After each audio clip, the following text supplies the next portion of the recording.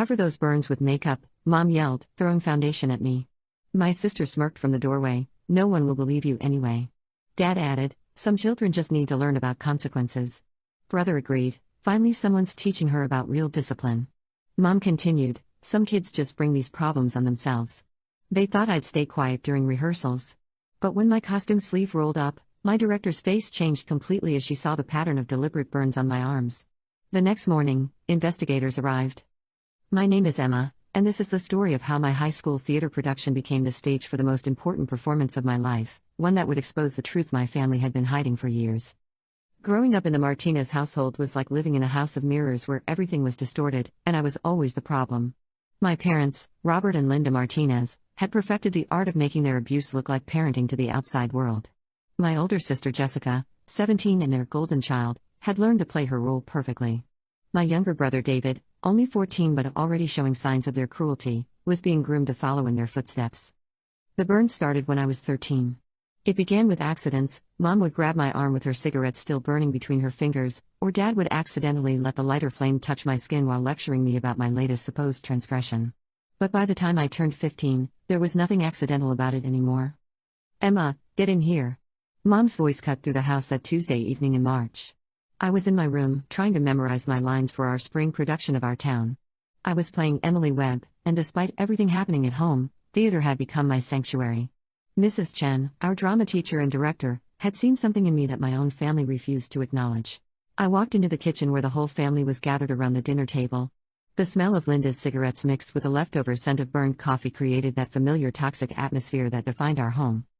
Sit down, Dad commanded, his voice carrying that edge that meant trouble was coming. Robert worked construction during the day and spent his evenings drinking beer and finding reasons to be angry. Tonight, apparently, I was the reason. Your report card came today, Mom said, waving the envelope like evidence in a trial. Care to explain why you got a B- in chemistry? My heart sank. I had actually been proud of that grade. Chemistry was incredibly difficult for me, and I'd worked harder in that class than any other. But in the Martinez household, anything less than perfection was grounds for punishment. I studied really hard for that class, Mom. I even got extra help from. Don't give us excuses, Jessica interrupted from her perch on the counter, her perfect smile never wavering. At 17, she had learned to be Mom and Dad's ally rather than face their wrath herself. Some of us managed to get straight A's without making pathetic excuses. David, barely 14 but already mimicking our parents' cruelty, chimed in with a smirk, maybe she's just not smart enough for advanced classes. You're right, Dad said, standing up and walking to the stove where Mom had left her lighter sitting next to her pack of cigarettes. Some children just need to learn about consequences the hard way. The lighter clicked, and that familiar flame appeared. My stomach dropped as I realized what was coming. This wasn't going to be one of their accidents. Roll up your sleeves, Mom ordered, her voice cold and matter-of-fact. Please, I'll do better. I promise I'll. Roll up your sleeves, Emma. Dad's voice was final. With trembling hands, I pushed up the sleeves of my long-sleeved shirt, exposing the collection of small, round scars that already dotted my forearms. Some were old and silver, others still pink and healing. Each one had a story, a grade that wasn't good enough, a chore that wasn't done perfectly, a moment when I had dared to speak up for myself. Jessica watched from the doorway with that same satisfied smile she always wore during these sessions. David had moved closer, his eyes bright with a kind of fascination that made my skin crawl. This is going to hurt, Dad said, as if he were a doctor preparing to give me a necessary shot. But pain teaches lessons that words can't. The flame touched my skin just above my wrist. The searing pain shot up my arm, and I bit down hard on my lip to keep from screaming. They hated it when I screamed, it made them angrier. There, Mom said with satisfaction as Dad finally pulled the lighter away. Maybe next time you'll remember to put more effort into your studies. The burn throbbed and blistered immediately. I cradled my arm against my chest, tears streaming down my face despite my efforts to hold them back. And Emma, Jessica said sweetly, don't even think about telling anyone at school about this. No one will believe you anyway. We're a respected family in this community. She was right about that part. Dad was known around town as a hard-working contractor who'd built several prominent buildings. Mom volunteered at the church and was always perfectly dressed and polite in public. Jessica was student body president and headed for an Ivy League school. David was on the honor roll and played varsity soccer as a freshman. And then there was me, the difficult child, the one who was troubled, the one who had a reputation for being dramatic. If I tried to tell anyone that my perfect family was systematically burning me with lighters and cigarettes, who would believe me? Go clean that up and get ready for school tomorrow, Mom said dismissively. And Emma? Make sure you wear long sleeves. We don't need people asking questions about your clumsiness. I stumbled to my room, my arms still throbbing with fresh pain. In my bathroom, I ran cold water over the burn and tried to process what had just happened. This was my life, a cycle of abuse disguised as discipline, surrounded by family members who either participated or watched with satisfaction. But as I looked at myself in the mirror, something shifted inside me. In just 3 weeks, our production of Our Town would open. For the past 2 months, I had been throwing myself into rehearsals, finding solace in becoming Emily Webb, a character who lived authentically and loved deeply despite facing tragedy. Mrs. Chen had noticed my dedication. She'd started giving me extra coaching, helping me develop my craft, and most importantly, she treated me like I mattered. She was the first adult in my life who seemed to see potential in me rather than problems. The next morning brought the usual routine. Mom threw her makeup bag at me as I tried to grab breakfast. Cover those burns with makeup, she yelled, her voice sharp with annoyance. And make sure you do a better job than last time. Mrs. Peterson from down the street mentioned she thought she saw something on your arm last week. I spent 20 minutes in the bathroom, carefully applying concealer and foundation to hide the fresh burn and touch up the older ones that were still visible. The makeup routine had become second nature. I probably knew more about color correction and coverage than most beauty YouTubers. Jessica appeared in the doorway as I was finishing up, already dressed in her perfectly coordinated outfit, her smile as fake as ever. No one will believe you anyway, she said casually, like she was commenting on the weather. It had become her catchphrase, a reminder that kept me in line. Besides, you probably deserved it for that pathetic grade. At school, I moved through my classes like a ghost. The burn on my arm throbbed constantly, a reminder of the night before. During lunch, I sat alone in Mrs. Chen's classroom, going over my lines for the 100th time. Emma, Mrs. Chen said, looking up from her desk where she was grading papers. You've been working incredibly hard on this production. I hope you know how talented you are. Her words hit me harder than I expected. When was the last time anyone had told me I was talented? When had anyone in my family ever said anything positive about me at all? Thank you, Mrs. Chen. This play. It means everything to me. She studied my face with the kind of attention I wasn't used to receiving from adults. Is everything okay at home, Emma? You seem tired lately. For a moment, I considered telling her everything. But Jessica's voice echoed in my head, no one will believe you anyway. And she was probably right. My family's reputation was spotless. I was just the dramatic theater kid with a history of being difficult. I'm fine, I lied. Just been staying up late memorizing lines. Mrs. Chen didn't look convinced, but she didn't press further. Well, if you ever need to talk about anything, I'm here, okay? The next few weeks fell into the familiar pattern. I would mess up in some small way, forgetting to take out the trash, getting a question wrong on a quiz, not washing the dishes to Mom's exact specifications, and the punishment would follow. Each time, the routine was the same. Some children just need to learn about consequences, Dad would say, lighting his lighter with practiced ease. Finally, someone's teaching her about real discipline, David would add, his voice getting darker each time. At 14, he was already showing signs of becoming just like our parents. Some kids just bring these problems on themselves, Mom would conclude, as if my very existence was the root cause of all their anger. And Jessica would watch from doorways and corners, that satisfied smirk never leaving her face, occasionally adding her own commentary about how I deserved whatever was happening to me. By the time our final dress rehearsal arrived, I had 3 new burns on my arms and 1 on my shoulder. The makeup routine had become more complex, requiring layers of concealer, foundation, and powder to hide the evidence of my family's discipline. Our Town was set to open on a Friday night, with performances running through Sunday. As Emily Webb, I would be on stage for most of the play, experiencing love, loss, and the bittersweet realization of how precious life really is. The irony wasn't lost on me. While playing the character who appreciated every moment of her existence, I was living in a reality where every day brought new pain. Thursday's dress rehearsal went perfectly. Mrs. Chen had designed beautiful period costumes for the production, and mine was a lovely dress with 3/4 sleeves that came down to just below my elbows. During the makeup and costume session before rehearsal, I had carefully applied extra concealer to make sure nothing would show. But theater is unpredictable.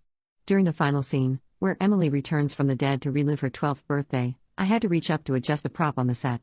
As I lifted my arm, my sleeve rode up slightly, exposing about 2 inches of my forearm. I didn't think anything of it at first. The audience for dress rehearsal was mostly other students and a few parents. But as I came off stage after our final bow, I noticed Mrs. Chen staring at me with an expression I'd never seen before. Emma, she said quietly, can I speak with you privately for a moment? My heart started racing. Had I messed up my lines? Mr. Q? We walked to her small office behind the stage, and she closed the door behind us. Emma, when your sleeve moved during the final scene, I saw what looked like burns on your arm. Multiple burns. The blood drained from my face. This was it, the moment I'd been dreading for years. Someone had finally seen past the makeup and long sleeves.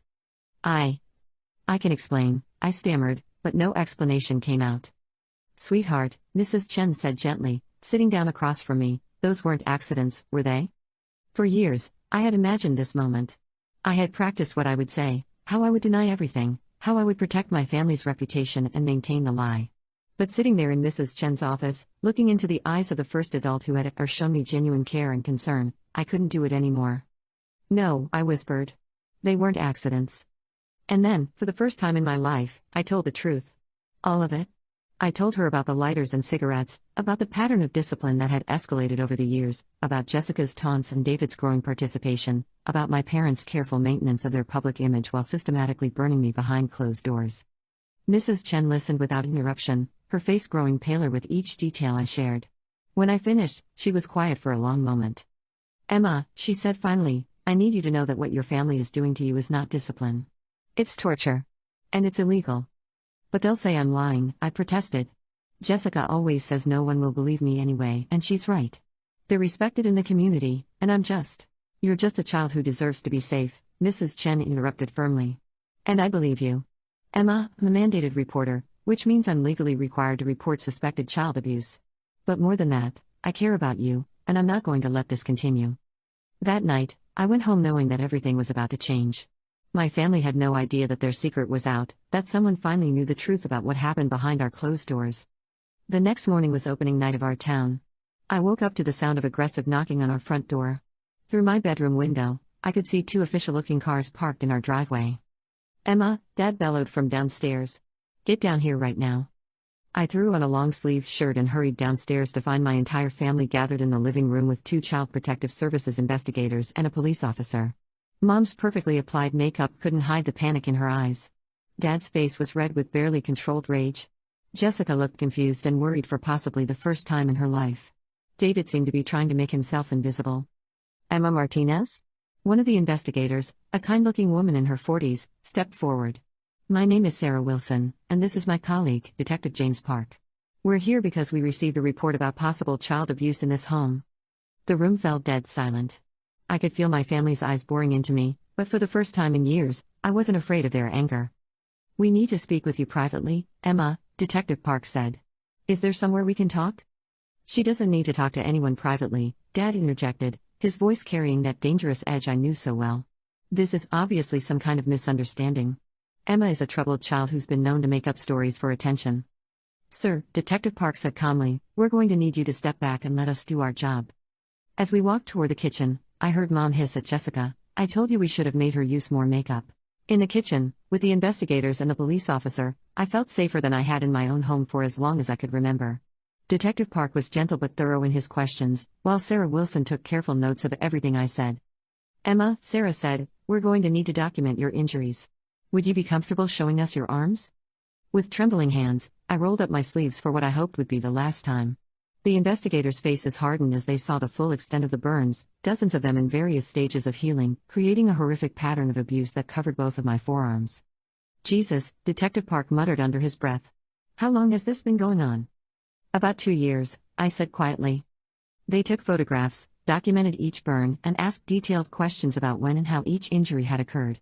For the first time, someone was treating the systematic torture I'd endured as the serious crime it was. Emma, Sarah said gently, you're going to need to come with us today. We're placing you in protective custody while we investigate this situation. What about the play? I asked, suddenly panicking. It's opening night. I'm Emily Webb. I can't miss opening night. Detective Park exchanged a look with Sarah. What time does the play start? 7 o'clock. We'll make sure you're there, Sarah promised. But first, we need to get you checked out by a doctor and get you somewhere safe.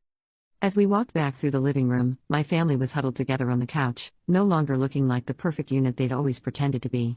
Dad's face was purple with rage, Mom was chain-smoking with shaking hands, Jessica's perfect composure had completely cracked, and David looked like he was about to throw up. This is ridiculous, Mom said as I walked past with the investigators. Emma has always been a troubled child. She's been in therapy for her behavioral problems, and she has a history of self-harm. It was a lie, of course. I'd never been in therapy, and I'd certainly never hurt myself. But it was exactly the kind of lie my family would tell to protect themselves. We'll be investigating all of those claims thoroughly, Detective Park said. As I packed a bag under Sarah's supervision, I could hear my family arguing in hushed, frantic whispers downstairs. Jessica's voice carried up to my room. "This is all your fault, Emma. You've ruined everything." But for the first time in years, their anger didn't scare me. I was finally free. The next few hours were a whirlwind of medical examinations, interviews, and paperwork. A doctor at the emergency room documented every burn, taking detailed photographs and noting that the patterns were clearly deliberate and systematic. A counselor spoke with me about the psychological abuse I'd endured alongside the physical torture. At the hospital, I met Dr. Patricia Hayes, a specialist in child abuse cases. She was gentle but thorough as she examined each burn, explaining to me what she was documenting and why it was important. "Emma," she said softly as she photographed a particularly nasty burn near my elbow, "I want you to know that what happened to you was not your fault. Children don't bring this kind of treatment on themselves, no matter what anyone has told you." Her words hit me like a physical blow. For so long, I had internalized my family's narrative that I was somehow responsible for my own torture. Hearing a medical professional explicitly contradict that lie was both liberating and overwhelming. "The pattern of these burns tells a clear story," Dr. Hayes continued, making notes on her tablet. "These weren't accidents or moments of lost temper. This was systematic, calculated abuse designed to cause maximum pain while minimizing visible evidence. Your family knew exactly what they were doing." Sarah Wilson sat in the corner, taking her own notes and occasionally asking follow-up questions. She had explained that as my caseworker, she would be responsible for ensuring my safety and helping me navigate the legal system. "Emma, I know this is a lot to process," Sarah said during a quiet moment while Dr. Hayes was reviewing her findings. "But I want you to understand what's going to happen next. Your parents have been arrested, and they'll be held pending a bail hearing. Your siblings are being placed in separate foster homes. You'll be staying with the Johnson family tonight. They're experienced foster parents who specialize in helping children who've experienced trauma." The reality of it all was starting to sink in. My family, the only family I'd ever known, despite their cruelty, was being torn apart. Part of me felt guilty, like I had somehow betrayed them by telling the truth. But a larger part of me felt something I hadn't experienced in years: relief. "What about school?" I asked. "What about the play?" "We'll work with your school to make sure you can continue your education without interruption," Sarah assured me. "And Mrs. Chen has already called me twice to make sure you'll be able to perform tonight. She seems to care about you very much." That made me smile for the first time all day. Mrs. Chen had believed me, protected me, and was still looking out for me even as my entire world was falling apart. During the psychological evaluation, I met with Dr. Amanda Rodriguez, a trauma counselor who specialized in working with abused children. She had kind eyes and a calm demeanor that immediately put me at ease. "Emma, I want to talk with you about something called trauma bonding," she said as we sat in a comfortable office filled with soft lighting and plants. "Sometimes, when we're hurt by people who are supposed to love us, our minds play tricks on us. We might feel loyal to our abusers, or guilty for getting them in trouble, even though they're the ones who chose to hurt us." She was describing exactly what I was feeling. Despite everything my family had done to me, I found myself worrying about them. What would happen to David? Would Jessica be okay in foster care? Were my parents sitting in jail cells, angry and planning revenge? "It's completely normal to have these conflicted feelings," Dr. Rodriguez continued. "Your brain formed attachments to your family during your early years, before the abuse started. Those bonds don't just disappear overnight, even when you logically understand that your family was hurting you." We talked for over an hour about the psychological tactics my family had used to control me. The way they had isolated me by convincing me no one would believe me. How they had made their abuse seem normal by calling it discipline. The way Jessica and David had been used as weapons against me, creating a sense that I was truly alone even within my own family. "Your family created a closed system where you were always the problem," Dr. Rodriguez explained. "Every consequence, every punishment, every moment of pain was framed as something you had brought on yourself. But Emma, I need you to understand that children don't bring abuse on themselves. Ever. The adults in your life failed you in the most fundamental way possible." She'd also explained something that hadn't occurred to me, that Jessica and David were victims too, in their own way. Jessica had been manipulated into becoming an accomplice to abuse, taught that cruelty was acceptable and even entertaining. David had been groomed to participate in violence from an early age. While that didn't excuse their actions, it helped me understand the complicated dynamics that had existed in our house. "Recovery from this kind of trauma is a process," Dr. Rodriguez said as our session came to an end. "You're going to have good days and bad days. You might have nightmares, flashbacks, or moments of panic. That's all normal. But you're also going to discover parts of yourself that your family tried to suppress.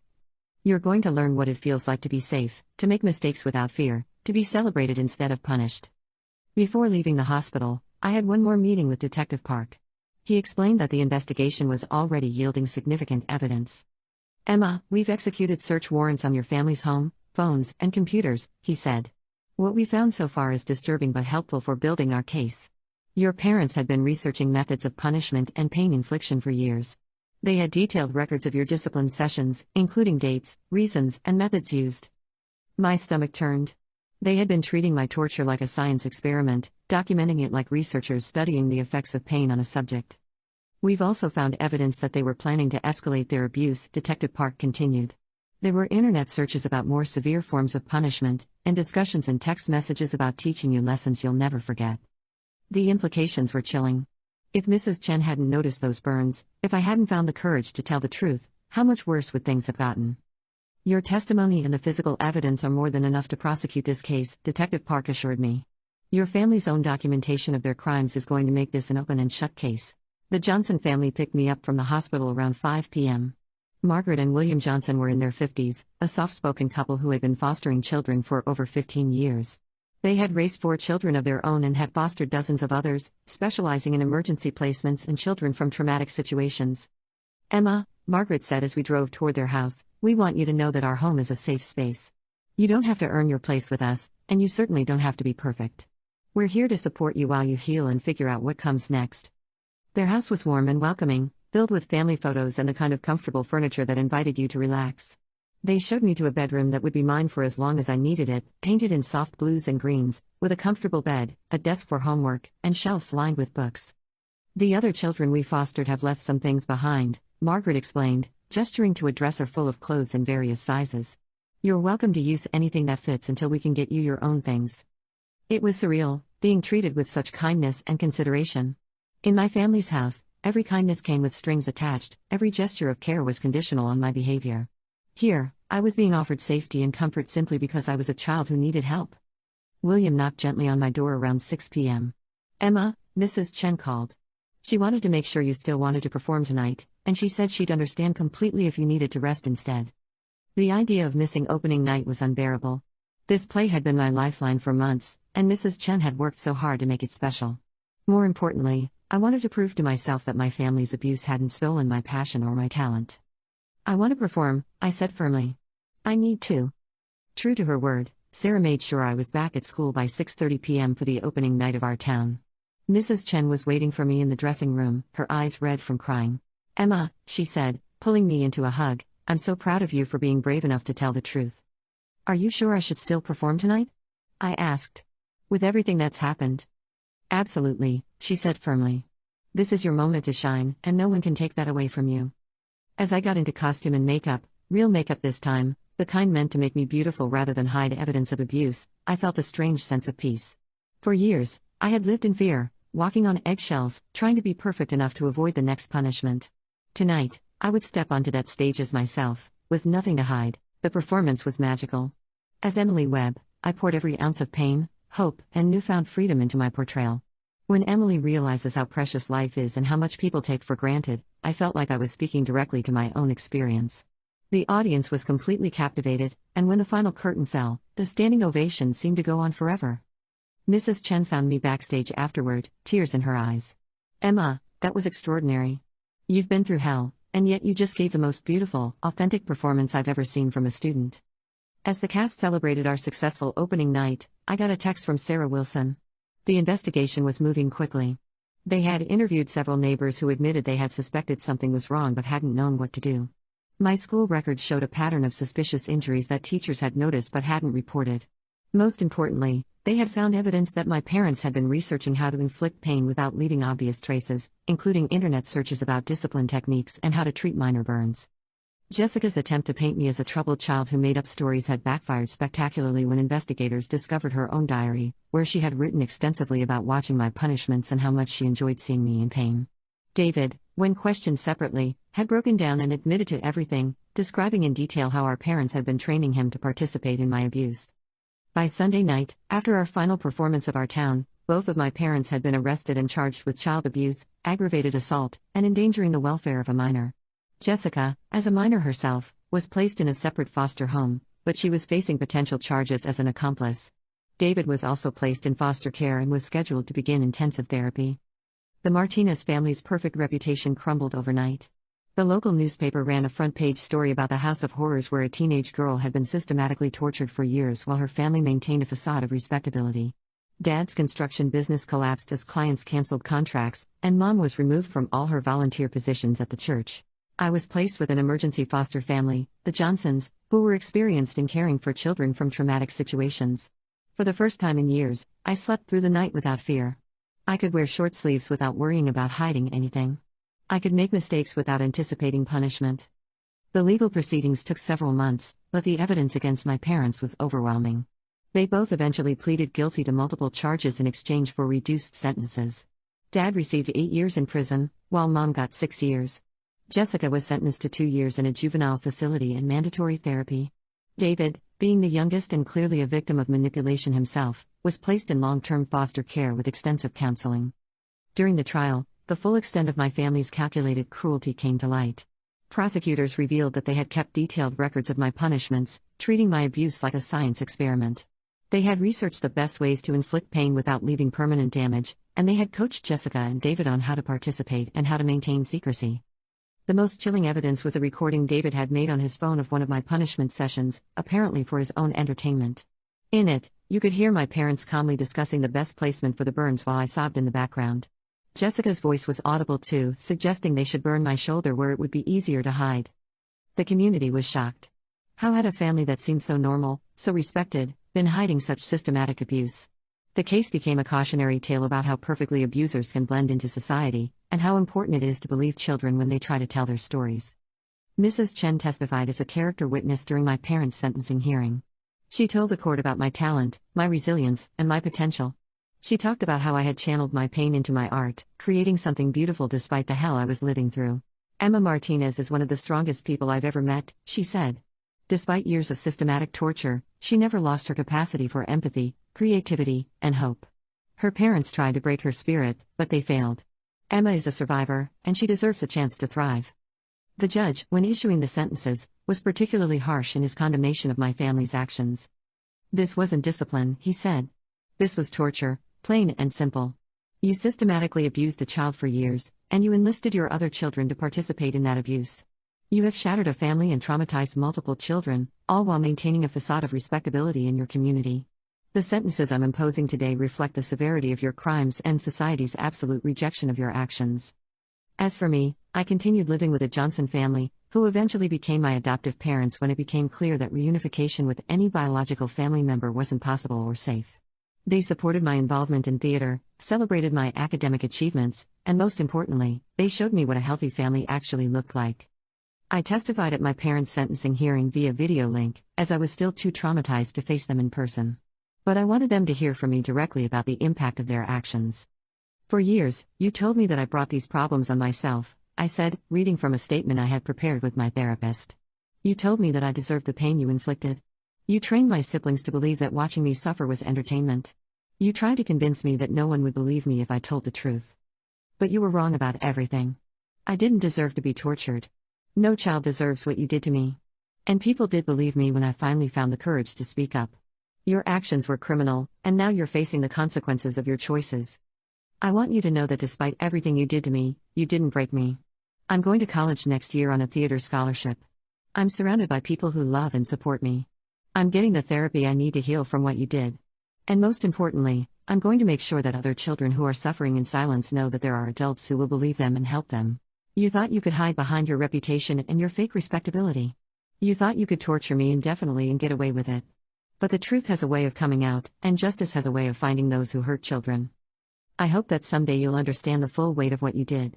But regardless of whether you ever feel genuine remorse, I'm moving forward with my life. I refuse to let your cruelty define me. When I finished reading my statement, there wasn't a dry eye in the courtroom. Even the bailiff was wiping away tears.